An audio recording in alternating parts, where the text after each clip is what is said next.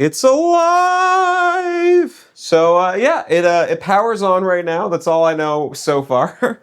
But I've got cables, I've got equipment, and most importantly, I got Jerry, so we're going to figure this out together. So right now we've got our VCR, the RetroTink 5X, and I'll explain what that does in a second, and then we've got a capture card. So basically the RetroTink, what it's supposed to do is it takes the signal from the VCR and it kind of cleans it up a little bit. It's going to upscale it, it's going to help a little bit with deinterlacing and some other things, and then it's going to take that video signal, put it out through HDMI, that plugs into there, then this guy plugs into my computer. My computer is going to record it all through OBS. I will say this is the general method, but you don't have to use this exact method, right? The RetroTink is definitely the most optional part of this. A lot of people don't use this, and there's reasons for and against it, but for my use case, I thought it made sense. And then the capture card, there are a lot of different models on the market. I like the Elgato because it's a really solid one. The one thing I'll say though is this is only HDMI. So if you don't have something that will take your signal from the VCR and output it to HDMI, like what I've got with the RetroTink here, maybe not your best bet. And then speaking of cables, so from the back of the VCR, we need this for audio, we don't need it for video. So the yellow jack right here, I'm just leaving that unplugged. This is one big reason I bought this VCR, because there's S video out. That's going to give me a cleaner video output than this yellow cable right here would. We're doing this for Jerry and we want the best for Jerry.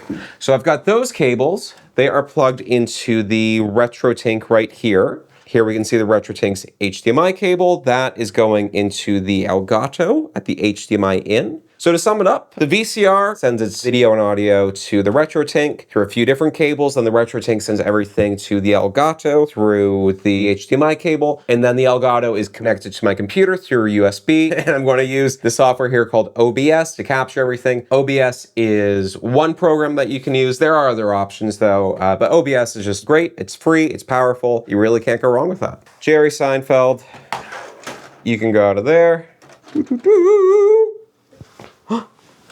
Okay, so now it sees it. Video calibration, interesting. So this is my first time ever using this VCR. Get out of the way of the water. But we have sound.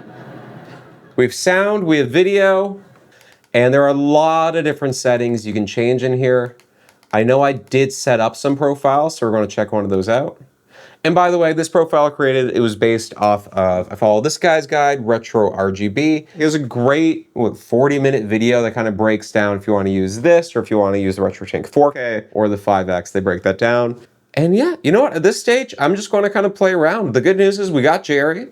He's playing on the VCR. The VCR. This happened. I'll get you the blue thing, the man in the. It's looking good right now. One time.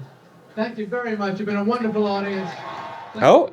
And Jerry's already saying goodbye. It was over before we knew it. So yeah, I'm going to play around with this and then I'll check back in with you soon.